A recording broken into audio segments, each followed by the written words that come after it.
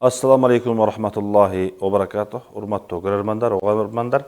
Сиздер менен биргеликте бүгүн бекем үй бүлө туурасында сөз кылабыз. Канткенде үй бүлө бекем болот, ажырашпайт, топулоң болбойт, канткенде үй бүлөнү сактап калабыз. Ушул туурасында сөз кылабыз. Бул теманы тандаганыбыздын себеби, урматтуу бир туугандар, биздин коомчулугубузда бүгүнкү күндө уруш талаштар көбөйүп, ажырашкандар көбөйүп, келечегибизге бир коркунуч болуп турган убакыт.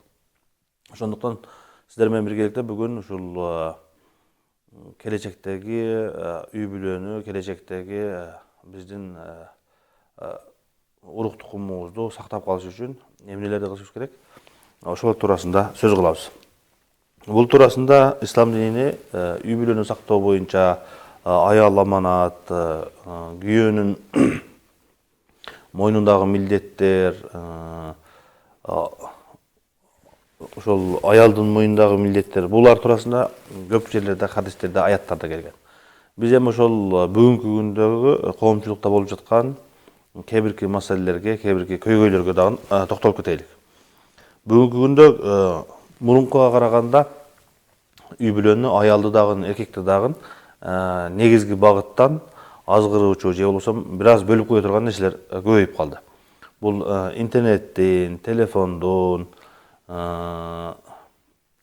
көп колдонулгандыгы, ошондой эле көпчүлүк адамдардын жашоосундагы багытынын негизги багыттан башка жактарга бир аз ооп бараткандыгы себептен ушундай абалдар көп болуп жатат.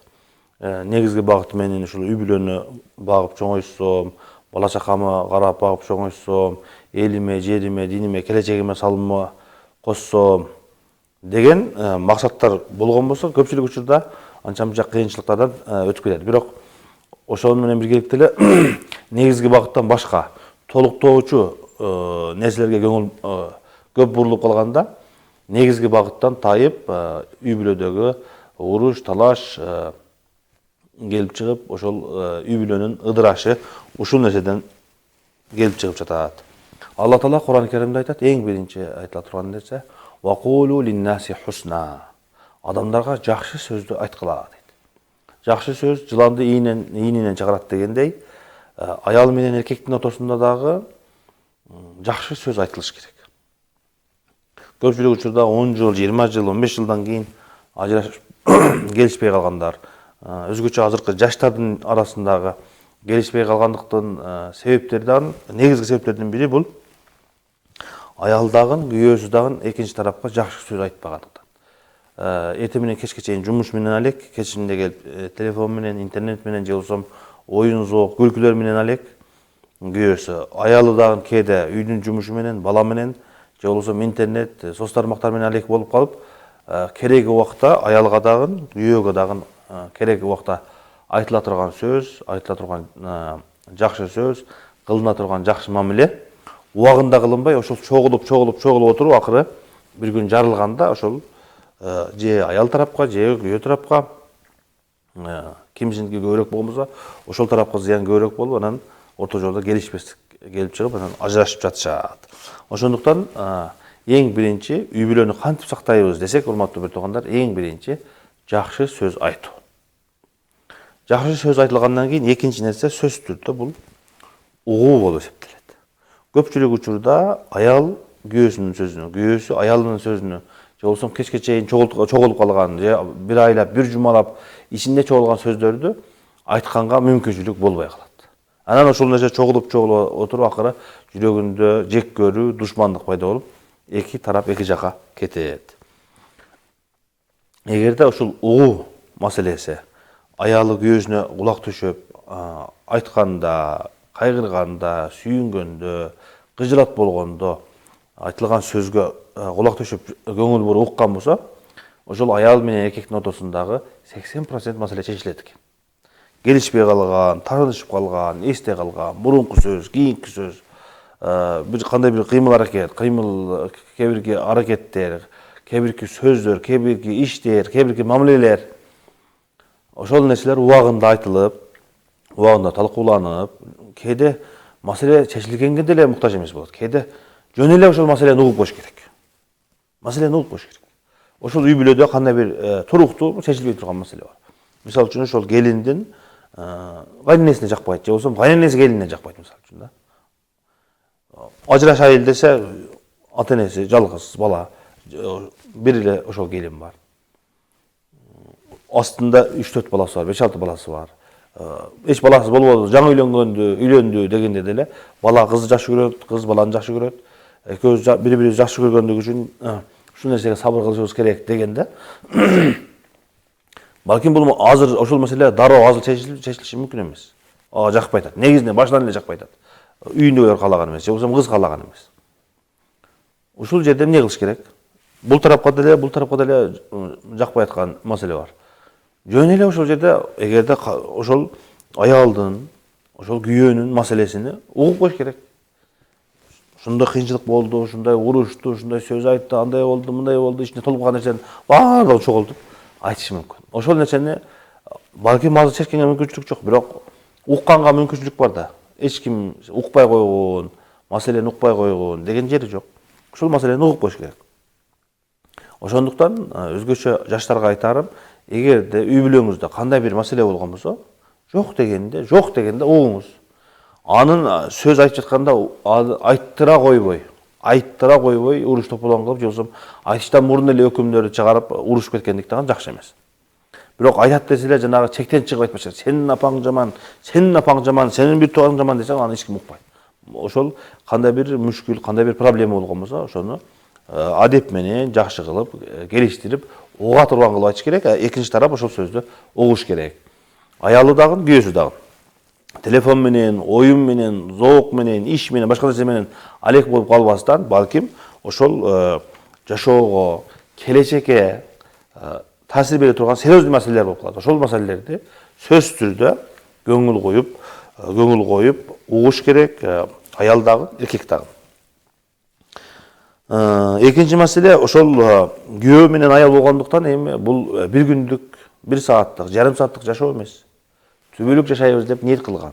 10 жыл болобу, 20 жыл болобу, 30 жыл болобу, 40 жыл балким. Ушул жашоодо ушул чоң улуу максат менен, аруу ниеттер менен бала чакалуу болойлук, элибизге, жерибизге, динибизге кызмат кылайлык, ушул өзүбүздүн элди, жерди өнүктүрөйлү деген чоң максаттар менен баш кошуп жашап баштагандан кийин ошол үй бүлөдө кечиримдүүлүк жана ырайымдуулук болуш керек. Аялы күйөөсүнө, күйөөсү аялына ырайым кылыш керек, мээрим төгүш керек. Бул мага өзүн арнап келди деп күйөөсү. Бул өзүнүн кызматыны, күч кубатыны, бак нерсесин мен үчүн кылып жатат деп аялы күйөөсүнө мээрим төгүп, кечиримдүүлүк кылып, ошол нерсе экөөнүн ортосунда болсо, үй бүлө туруктуу болот, кыйынчылыктардан, кээ бир мүшкүлдөрдөн өтүп кетишет. Ошондуктан экинчи айтыла турган нерсе аял менен күйөөнүн ортосунда ырайымдуулук жана кечиримдүүлүк болуш керек. Эгерде ырайым менен, мээрим менен, кечиримдүүлүк менен караса, анча-мынча каталар, анча-мынча кыйынчылыктар, анча-мынча сөздөр, анча-мынча кыймыл аракеттер көзгө көрүнбөй эле калат. Энени карабайсызбы? Баласына ырайым менен, мээрим менен карайт. Кээ бирде таң каласың. Ата энесин уруп, сөгүп, тополон кылып, үйдүн баардыгын сатып жок кылса деле жанагы бала дагы эле жакшы көрүнүп тура берет. Неге? Неге дегенде ал балага ал эне ырайым, мээрим менен, кечирим менен карайт. Бул жерде аял менен күйөөнүн маселеси деле ошондой. Бир күндүк, 2 күндүк эмес, түбөлүк жашайбыз деп улуу сапарга чыккандан кийин экөөнүн ортосунда дагы кечиримдүүлүк, мээримдүүлүк болуш керек. Эгерде сурооңуздар болсо, бизге ушул жазылган номерге ушул үй бүлө туурасындагы сурооңуздарды берсеңиздер болот. Демек, экинчи маселе ушул аял менен эркектин ортосундагы ырайымдуулук, мээримдүүлүк. Үчүнчү нерсе эки тараптан тең сый урмат болгондугу. Аялы күйөөсүн сыйласын, күйөөсү аялын сыйласын. Өзгөчөлүктөрүнү, кемчиликтерини, эми биз ойлогондой периште адам жок. Аял деле кемчилик кетирет, күйөөсү деле ката кетирет. Бирок ошол каталар табигый деңгээлде болуш керек. Периште эмеспиз го деп эле күйөөсү туш келген адам менен, кыз менен жүрүп сүйлөшүп, бала чакалы болсо деле ошентип жүрүп кетпеш керек. Аялы деле ошондой туш келген адам менен жүрүп, же болбосо ата энесине, үйдөгү бир туугандарына кылган мамилесинде өтө чектен чыгып жаман мамиле кылып кетпеш керек. Күнүмдүк турмуштагы табигый майда жүйдө кичинекей каталар, бул табигый нерсе. Ар бир адам сөздөн адашып калышы мүмкүн, кыймыл аракетинен адашып калышы мүмкүн, кээде тамашалашып адашып калышы мүмкүн. Бул нерселер табигый нерселер. Ошондуктан үчүнчү нерсе эки тараптуу сый урмат. Күйөөнүн сый урматы, анын аталык макамы, күйөөлүк макамы ордуна коюлуп, кеч келгенде тамак ашын даярдап, сыйлап, ордуна коюп, эртең жумушка ошондой ата макамында үйдөгү эркек катары, үйдөгү башчы катары аны жакшы сый менен узатыш керек. Ошондой эле күйөөсү дагы үйгө келгенде бир кулга келген жокмун, мен өзүмдүн аялым, жарым, мен үчүн өзүн арнаган кызматыны, бала чакама карап жаткан, үй бүлөмө, үйүмө, аманатыма карап жаткан адам деп сүйүү менен, мээрим менен, кечиримдүүлүк менен келип, ошондой мамиле кылса, анан ошол үй бүлөдө тынчтык, туруктуулук пайда болот. Бул туурасында хадистер көп келген. Биздин кичинени сыйлабаган, улууну урматтабаган бизден эмес деген хадистер бар. Ошол башка бирөөлөргө кылынган жакшылыктардын эң башысында, эң саптын башында тургандар бул ата эне, өзүнүн күйөөсү, өзүнүн аялы турат. Көпчүлүк жерде аяттарда, хадистерде келет, сый, урмат кылгыла, жакшы мамиле кылгыла, садака кылгыла, жылмайгыла, жакшы сөз сүйлөгүлө. Жана башында хадисте айткандай, силердин эң жакшыңар үй бүлөңөргө жакшы болгонуңар деп, күйөөсүнө дагы, аялына дагы айта турган маселе. Ошондой эле жылмайып карагыла деген, жакшы сөз сүйлөгүлө деген, жумшактык деген хадистер бар. Кайсыл жерде жумшактык болгон болсо, ошол ишти ушундай чырайына чыгарып, кооздугуна келтирип, ушундай сонун кылып койот. Кайсыл жерде каттуулук болгон болсо, ошол жерде уруш, талаш, келишпештик келип чыгат. Андан кийинки төртүнчү маселе ынтымактуулук, ошол күнүмдүк жашоодогу маселелерди биргеликте бөлүшүп кылгандык. Бул эркек атанын ордуну аткарыш керек, аялдын ордуну аткарыш керек. Үйдөгү жумуштарды, бала чаканы, тамак аш, үйдүн ичиндеги нерселерди, кээ бирки сырткы иштеги, жумуштагы кеңеше турган маселелерди кеңешип, экөөбүз кандай кылайлы, эмне кылайлы деп, ар ким өзүнүн ордунун билиш керек. Бүгүнкү күндө ошол келишпей калгандыгынын дагы негизги себептеринин бири ордун алмашып кеткендик. Эркек чече турган нерсеге деле аял келип, мен чечем, мен базарга барамын, мен кыламын, туугандарым менен келишимди мен чечемин, аны мен кыламын, муну келтиришти, буну келтирбешти, мен чечемин деп, күйөөнүн айтыла турган сөзүнө, кыла турган ишине колунан тартып ала бергендик, бир жолу, эки жолу, үч жолу, анан кийин күйөө иштебей үйдө отуруп калат. Эртең кечке базарга мен барам, мен акчаны мен кармаймын, мен табамын деп талаша берген болсо, анда жакшы экен, анда сен чык. Деп анан күйөөсү үйүндө баласына карап отуруп калган учурлар көп. Ошондуктан ар ким өзүнүн ордунун билип, өзүнүн ордун кармасын. Эгерде муктаждык болуп, ошол нерсеге мүмкүнчүлүк түзүлүп, бала чаканы караганга, үйдө ата эне бар, тууган урук бар, караганга мүмкүнчүлүк түзүлүп, жумуш иштегенге зарылчылык болуп, ошол аялдарды карай турган врач, же болбосо акчага өтө муктаждык болуп, үйүбүз деле ушундай кыйынчылык болду эле, бир аз ушул иштеп турсак деген келишимдин негизинде болгон болсо, эч кандай маселе жок. Бирок жок, үйдө бардык нерсе бар. Байлык бар, бала чака бар, үй бар, машина бар, жумуш бар. Үйдөгү зарыл болгон нерселердин бардыгы, толуктоочу нерселердин бардыгы бар. Ошондой болгон болсо, анын үстүнө дагы толуктоочу нерселердин үстүнө дагы толуктоочу нерсе кылышыбыз керек. Экөөбүз тең үйдөн чыгып кетейли деп, үйдө балдар тамак ашсыз, тарбиясыз, садикте ал жакта бул жакта калып, анан акырында үйдө келишпестик келип чыгат. Ошондуктан төртүнчү маселе, урматтуу бир туугандар, аял менен эркек ар кимиси өзүнүн ордуну тандасын, өзүнүн ордуна жараша иш кылсын.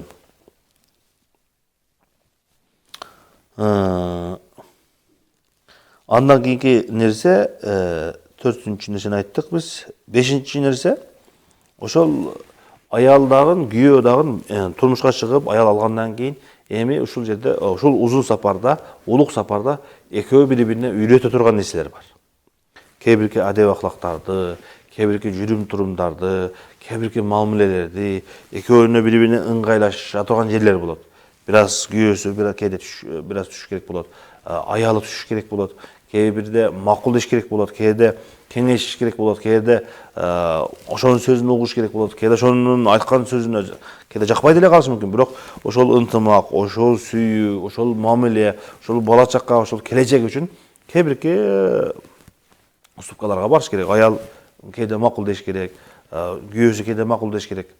Ошондуктан 5-чи нерсе, урматтуу бир туугандар, бири-бирине үйрөткөндө жакшы жактарга, жакшы адеп акылакка, жакшы жүрүм-турумга, жакшы мамилеге экөө бири-бирине ыңгайлаша турган деңгээлде бири-бирине үйрөтө турган жерлер бар. Ошол жерде кабыл алыш керек. Эгерде күйөөсүнүн кемчилиги болгон болсо, аялдын айтканын кылып ошол жерде ошол жака басса эч кандай кемчилик маселе жок. Ошондой эле аялында дагы кемчилик болгон болсо, ушул жерде бир ушундай ишти кылайлык, кыймыл-аракетти ушундай кылайлык, же болбосо жүрүм-турумду ушундай кылайлык, мамилени ушундай кылайлык. Ата-энем менен, бир тууганым менен, балама, мага болгон мамилеге, мага ушул нерсе жагат, мага ушул нерсе жакпайт деп, экөө тең бири-бирине үйрөтө турган нерселерде экинчи тарапты кабыл алуу. 5-чи нерсе ошол экен. 6-чысы канткенде үй бүлө бекем болот, канткенде үй бүлө туруктуу болот десе, сабырдуулук.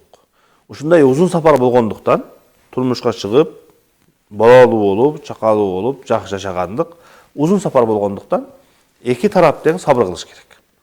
Жанагы биз айткан кыйынчылыктарга, кээ бирки жүрүм-турумдарга, кээ бирки сөздөргө, акчанын бар жоктугуна, ден соолук кээде ооруп калышы мүмкүн, кээде кыйналып калышы мүмкүн, кээде кайгы капа болуп калышы мүмкүн. Ушундай нерселерге сабыр кылыш керек.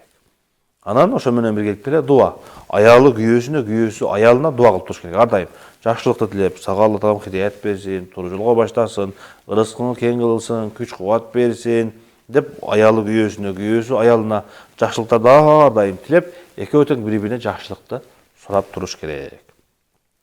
Кимде-ким ошол бири-бирине сүйүүсү, махабат ашсын десе, ошол адамдар бири-бирине дуа кылсын дейт. Ошондуктан кыйынчылыктарга сабыр кылып, кээ бирде бүгүнкү күндө кыйынчылыкка эмес, ошол барчылыкка дагы сабыр кылыш керек.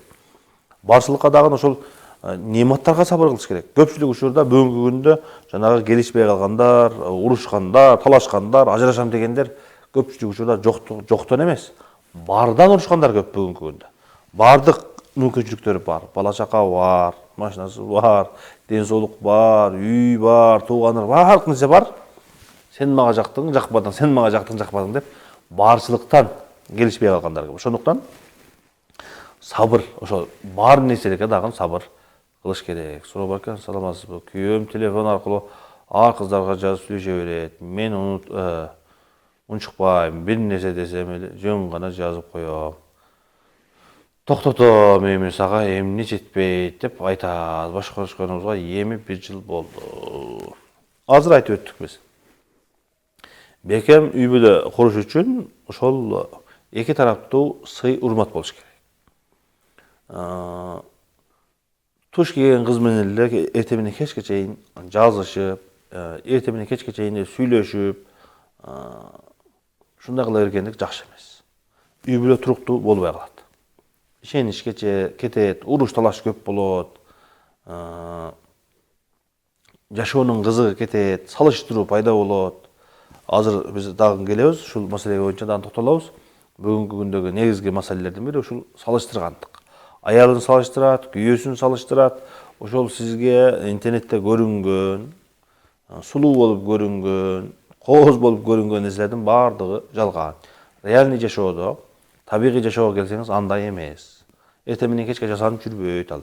Эртең менен кечке чейин жакшы сөз сүйлөбөйт. Уруш болгонун, талаш болгонун, тополоң болгонун сизге эч ким көрсөтпөйт. Сизге уруш талаш болуп бүтүп, анан күл бергенин көрсөтөт. Уруш талаш болуп бүтүп, сизге жакшы сөз сүйлөгөнүн көрсөтөт. Ага чейинки кинонун, сериалдын калган жерлерин көрсөтпөйт. Ошондуктан аялыны дагы, күйөөнү дагы башка бирөөлөргө салыштырбастан, табигый өзүңүздө бар немат менен бактылуу жашаганга эмне жетсин. Саламатсызбы? Кызым көп балдары менен сүйлөшүп, кыз экен, жүргөн кыз экен. Ала сүйлөшүп жүргөн кызым көп балдар менен сүйлөшүп жүрөт экен. Ошол кызды алсам болобу дейт. Кимде ким үйлөнүштү кааласа, турмушка чыгышты кааласа, эң жакшысы ошол туш келген бала менен, туш келген кыз менен сүйлөшпөгөн балага, туш келген бала менен сүйлөшпөгөн кызды алгандыгы эң жакшы. Ошол кыздын табияты бузулган эмес, ой пикири бузулган эмес. Канча эркектердин сөздөрүнү, мактоо сөздөрүнү, жакшы сөздөрүн, жаман сөздөрүнү угуп койгон, жүрөгүнө сиңирип койгон, өзүнө кабыл алган адамга караганда ушундай тунук суудай, тунук булактай болуп турган кызга эмнечесиз. Ошондой эле эркек дагы. Туш келген кыз менен сүйлөшүп, миңдеген, жүздөгөн кыздар менен сүйлөшүп келип анан кийин башка кызды алам деген жакшы эмес. Ошондуктан кимде ким ушундай таза жашоону, таза баракты каалайм деген болсо, бардыгы эле акыл эстүү адамдын бардыгына жаккан нерсе. Суунун тунугун ичкен жакшы. Иштетилген суу эмес, булганган суу эмес, элдин бардыгы ооз тийип кеткен суу эмес. Балким ошол суунун тунук бойдон, таза бойдон эч ким ичпеген, мал, жаныбарлар бардыгы бутун салып кетпеген, оозун салып ичип кетпеген, таза тунук бойдон болгондугу бул эң жакшы нерсе. Үй бүлө туруктуу болгонго дагы жакшы, бактылуулукка дагы жакшы, эч ким менен салыштырбайт, эч кимдин сөзү менен, эч кимдин көз карашы менен салыштырбайт, табигый бойдон жашагандык бул эң жакшы нерсе. Ошондуктан эгерде мүмкүнчүлүк болгон болсо, ошондой көп сүйлөшпөгөн, туш келген адамдар менен сүйлөшпөгөн кызды алыңыз, ошондой балага турмушка чыгыңыз. Салам алейкум, менин жолдошум каза болгон, кайным менен үйүмдө жүрөт, кандай болот? Эгерде жаш балдар болгон болсо, ал эч нерсе эмес, жаш балдар. Анан бойго жеткен балдар ошентип жеңесинин жанына жатып, ошол жакта жүргөндүгү бул сөзсүз түрдө жакшы эмес. Карап, келип, жардам берип турганы бул башка маселе. Анан ошол жерге келип жашап алгандыгы жакшы эмес. Андан негизги маселе, эгерде күйөөңүз өтүп, ошол иддап өтүп, маселелер чечилген болсо, турмушка чыккандыгыңыз жакшы. Бүгүнкү күн ошол жашоо ошол менен эле бүтүп калган жок, токтоп калган жок.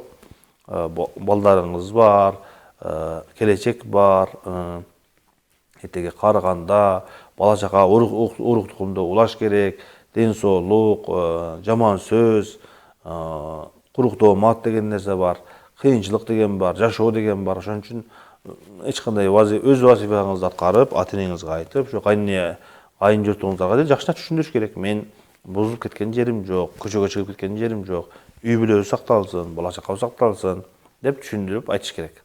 Анан турмушка чыксаңыз эч кандай маселе жок. Ассаламу алейкум, күйөөдөн уруксат албай иш баштасам кандай болот? Күйөөңүздөн уруксат албай иш баштасаңыз, уруш талаш чыгат. Ошол бир аз акча үчүн үй бүлөңүздөн куруп алышыңыз мүмкүн, бала чакаңыздан куруп алышыңыз мүмкүн. Ошондуктан эгерде иш баштайм десеңиз, күйөөңүзгө айтың, сунуштаң. Анан мен таң калам да, ар ким өзүнүн вазифасын аткарса, неге өзүнүн талап кылынбаган нерсеге башын оорутат? Ал жерде күйөөңүз акча таап жаткан болсо, үй бүлөнү багып жаткан болгон болсо, өзүңүз башка кыйынчылыкка, башка коркунучтарга өзүңүз башыңызды салып, ал акча, ошол жердин иштин, бизнестин жүрүшү, сакталып калышы, канчалаган проблемалар, машина менен алыска сапарга чыгып, жүктү алып келиш керек, алып барыш керек, өткөзүш керек. Өзүңүздү кыйнап не зарыл дейм да. Зарылчылыктан сырткары кыйнап не кыласыз? Күйөөңүз багып жатса, иштей турган, бага турган адам болгон болсо, ысык төшөктө, үйдө коркунуч жок, бала чакаңыз менен тынч отурганга, ошол жылуу үйдө отурганга чайды кылып, күйөөңүз келсе чайды берип, бала чакаңызды карап, тарбиялап, ысык жылуу жерде отурганга эмне жетсин? Зарылчылык болбосо. Ошондуктан күйөөңүз менен кеңешип, ошол күйөөнүн тапканына канаат кылганга эмне жетсин деп айтар элем. Салам алейкум. Аялын уруп, кол көтөргөн эркектерге кандай жаза каралган? Аял эркекке берген. Бул жерде аял ошол күйөөгө аманат болуп берилген нерсе. Ошондой эле күйөө дагы аялга аманат болуп берилген нерсе. Аялына кол көтөргөндүк, ургандык, зулумдук болуп эсептелет. Ошол аялды урбастан, зулумдук кылбастан жакшы сөз менен, жакшы мамиле менен, түшүндүрүү менен чечиш керек. Ал бир жолу урасыз, эки жолу, үч жолу, анан ал үйрөнүп калгандан кийин сиздин урганыңызды, ударларыңызды көкпет болуп калгандан кийин маселе чечилбей калат. Ошондуктан маселени ургандык менен, чектен чыгып кетүү менен чечилбейт. Ошондуктан эң биринчи ошол аялыңызга түшүндүрүп, айтып, сабырдуулук менен, жумшактык менен, ар түрдүү методика менен, бир күн жакшы сөз айтың, бир күн белек берип көрүң, бир күн өзүнүн ой пикири кылып айттырың. Ушундай жанагы бир бизнести, бир ишти ишке ашырыш үчүн кандай жолдорго барат эркек адам. Туурабы? Ошондуктан өзүнүн аялы менен бактылуу болуш үчүн деле ошондой аракеттер кылган болсо эч кандай маселе жок. Ассаламу алейкум, кандайсыз? Менин күйөөм мичет жүрөт кыздар менен, мени кемсинтет. Жана биз ошол маселени айтып баратканбыз, 6-чы маселесине келгенбиз. Кээде жанагы өтө алкаш болуп кеткендер бар да. Оңолбой турган деңгээлде, ушундай алкаш болуп кеткендер бар да. Эми ошол убакта эч кандай мүмкүнчүлүк болбосо, өмүрүңүзгө, бала чакаңызга, өзүңүзгө чындап коркунуч болуп жаткан болсо, айла жок, эми ошондой убакта ажырашса болот да. Бирок ага чейин мен ар дайым сабактарда айтып келемин. Эгерде жолдо баратсаңыз, бир оорукчан, бир жаныбарды, бир итти машина уруп кеткен болсо, же болбосо кандай мышыкты бир жаныбар ошондой болгон болсо, же болбосо жанагы бомуштарды алып барып, жуунтуп, тазалап, кайрадан адам катарына кошуп койгон адамдар кандай мактоого татыктуу болуп жатышат да. Эми ошол жерде күйөөңүз бул дагы сыноо да. Күйөөңүз ошол 5-6 баланын атасы болсо керек. Багып жаткандан кийин, жашап жаткандан кийин ушундай оору менен, ичкилик менен ооруп калыптыр. Ошого сабыр кылып, оңдогонго аракет кылып, жакшы досторго кошконго аракет кылып, жакшы багытка, жакшы жака, балким үйдү алмаштырасыздар, балким жерди которосуздар башка жака, балким досторуну башка жака өзгөртөсүздөр, өзүнө жакшы сөз айтасыз, балким балдарына жакшы сөз айтасыз. Кээде ушундай учурлар болот. Баланын сөзүнөн таасир алган, кыздын сөзүнөн атаке ичпеңизчи, жакшы жүрөйлүчү, бактылуу болойлучу деген кыздын, баланын сөзүнөн таасир алган аталар бар. Ошондуктан сабыр кылып, ал жактан, бул жактан аракет кылып, Алла Тааладан сурап, ошол үй бүлөнү оңдоп кеткенге аракет кылыңыз. Үй бүлөнү бузуп коюш оңой эле. Ушундай ичсе деле, ичмесе деле, бир-эки сөздөн деле мен сен менен жашабаймын, болду деп ата-энеңизден кетип калдыңыз, келсе жаман кабыл алдыңыз. Урушуп кетиш оңой эле. Ошо талашып, урушуп, келишпей калыш оңой эле. Бузуш эң оңой. Жакшы болуш арстаста, жаман болуш бир паста дегендей. Жаман болуш жок кылыш тез эле. Ошондуктан бузганга, жок кылганга аракет кылбаш керек. Мүмкүн болушунча сабыр кылып, мүмкүн болушунча аракет кылып, оңдогонго, балдар тарбиялаганга. Эми ошол жерде ажыраштыңыз, кетип калдыңыз, балдар эмне болот? Балдар эмне болот? Үй бүлө эмне болот? Бала чакаңыз эмне болот? Мал мүлк эмне болот? Ошол күйөөңүз анча-мынча ичкен күйөө бир жолу болмуш болуп, ичкиликке берилип өлүп калса, арам өлсө эмне болот? Жолго чыгып ошол жерде машина сүзүп өлсө эмне болот? Оорукчан болуп өлсө эмне болот? Ал деле адам, ал деле көпчүлүк учурда атайлап ичпейт, атайлап жаман болоюн, атайлап бактылуу болбоюн, атайлап душмандык кылайын дебейт, өзүн кармай албай, досторунан алсыздык кылып, ал көпчүлүк учурда ошол ою, пикири, жүрөгү таза болот, бирок ошентип ичкиликке, ооруга берилип кеткен болот. Ошондуктан ырайым кылып, мээрим кылып, жакшылыкка жетелегенге, жакшылыкка алып кеткенге аракет кылыш керек. Аялым сүрөтүн социалдык тармактарга көп киргизет, айтып көп уруш чыгат. Эмне кылсам болот? Биз жана башында айттык, ошол үй бүлөнүн ичинде өзгөчөлүктөр бар. Туш келген адам көрбөй турган, туш келген адам билбей турган нерселер бар. Ошондуктан аялдын сулуулугу, өзүнүн ошол үй бүлөгө гана таандык болгон нерселер бар. Анын бардыгына элге, көчөгө, элдин бардыгына реклама кылыштын кажети жок. Биз жана башында айтып өттүк, иштетилген суудай, иштетилген нерседей болуп калыштын кажети жакшы эмес. Фыкта ошол иштетилген сууну кайра иштетүү деген маселе бар. дарат алып жатқан болсаңыз, егер дарат алып жатсаңыз, дарат алып жатқан суыңыз қайра ошол сиз дарат алып жатқан суға эле кирип кошулуп калып, иштетилген сууну кайра дарат алып калсаңыз, макрух, жакшы эмес. Бул да жөн эле мисал, салыштыруу да. Ал эми сиздин ошол аялыңызды, ошол эжекенин өзүнө дагы айтыш керек. Ошол аялды соц тармактарга сүрөтүн койгондон кийин канча адам көрдү, канча адам сактап калды, канча адам рахат алды ал сүрөттөн, нелерди ойлоду, эмнелерди эсине келди. Эми ошол нерсени кайрадан күйөөңүзгө тартуулаганыңыз кандай болуп калат? 100 адам ооз тийип кеткен сууду кайрадан алып келип берсең кандай болот башка бирөөгө? Ийкеничтүү болобу, болбойбу? 100 адам келип көрүп кеткен, 100 адам келип рахат алып кетти, 100 адам келип элестетип кетти. Кандай болот? Ошондуктан, урматтуу эже карындаштар, келечек үчүн, өзүңүз үчүн, балаңыз үчүн, күйөөңүз үчүн, өзүңүздүн бактыңыз үчүн эртең менен кечке эле сүрөттөрүңүздүн баардыгына элге жарыялап, туш келген эркекке реклама кылыштын кереги жок. Аял заты ушундай баалуу нерсе, кымбат нерсе. Туш келген адамга агы деле, карасы деле, көгү деле көрө бере турган, тамаша кыла бере турган, ырахат ала бере турган буюм катары эмес. Балким ал аруу, таза, татыктуу адам гана көрүш керек. Татыктуу адам гана ошол сулуулуктан пайдаланса, рахат алса болот. Анын туш келген адамдагы көчөдөгү интернетте ким деген бар? Фасык дагы бар, ичкени дагы бар, алкаш дагы бар, наркоман дагы, жакшы жаман, не деген адамдар. Ошолордун баардыгына өзүнүн сүрөтүнү, сулуулугуну, фигурасыны реклама кылгандык жакшы эмес. Элестетсеңиз, азыркы балаңыз 5 жыл, 10 жылдан кийин чоңойду, бир жерде жүрсө, бир жерде жумуш кылып жүргөн болсо, ушул аялдын фигурасы мага жагат деп, ким экен деп карай койсо, ошол апасынын сүрөтү турган болсо кандай болот? Кандай өкүнүчтүү, өзүнүн жанын кый бериши мүмкүн ал балачы. Ошондой намустуу жерде. Элестетсеңиз, 10 жылдан кийин, 20 жылдан кийин сүрөтүңүз бир жерде жүрөт, бирөөнүн телефонунда жүрөт. Ошол балаңыз көрдү, кызыңыз турмушка чыккандан кийин барса, ошол күйөө балаңыздын телефонунда жүргөн болсо кандай өкүнүчтүү. Кандай жиркеничтүү, сүрөтүң ар жерде, ар ким ушундай жаман жерлерге иштетип аткан болсо.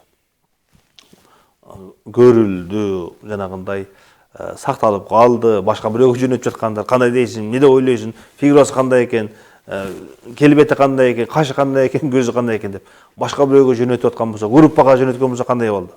Ошондуктан, урматтуу эже карындаштар, сүрөтүңүздөрдү туш келген жерге кое бербеңиздер, ар кимге тарката бербеңиздер. Бул жанагы өзүңүздөр үчүн эле. Экинчи нерсе, көз тийсе эмне болот? Башка бирөө суктанса эмне болот? Кара дуа окутуп койсом эмне болот? Бакчыга берип койсом эмне болот? Бул жаман жактары. Ошондуктан, урматтуу эже карындаштар, сиздер сулуулугуңуздарды, аманатыңыздарды, абириңиздерди, намазыңыздар баардык нерседен кымбат. Ошол подписчиктердин лайктарынан, жүрөктөрүнөн, жакшы комментарийлерге ден дагы сиздин намысыңыз, абириңиз, сулуулугуңуз эң кымбат нерсе. Алла татып алган нерсе. Ошол басылган лайктар жаман сөзгө деле, жаман нерсеге деле, мышыга да, итке деле басыла берет, ал нерсечи.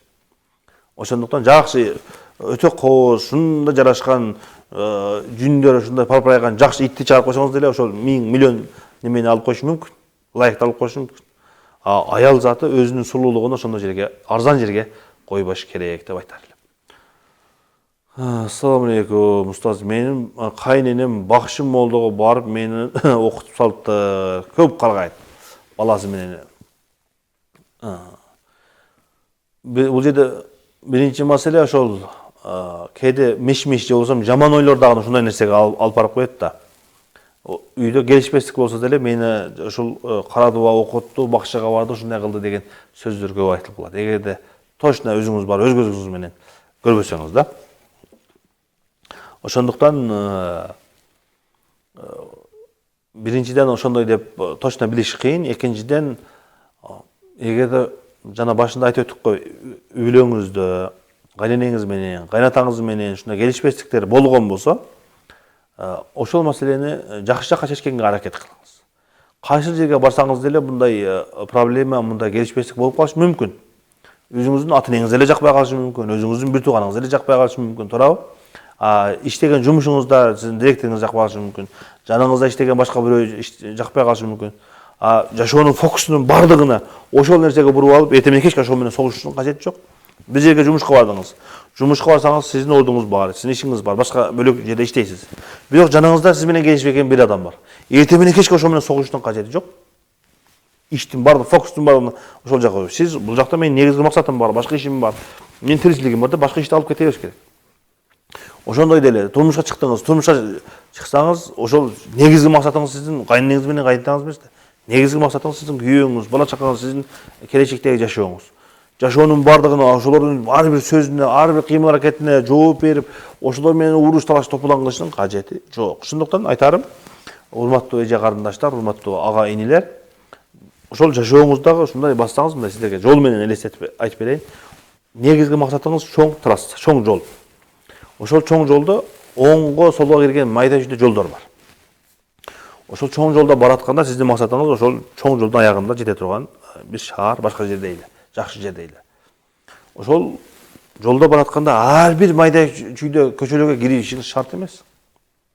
Эгерде зарылчылык болгон болсо, кээ бир жерде токтошуңуз мүмкүн, болбосо негизги багытта бара бериш керек. Бул жерде негизги үй бүлө болгондон кийин арасында бир тууганы болуп калышы мүмкүн, эжеси болуп калышы мүмкүн, карындашы болуп калышы мүмкүн, кайненеси, кайнатасы. Алар негизги багыттагы адамдар кээ бир ортосунда боло турган нерселер.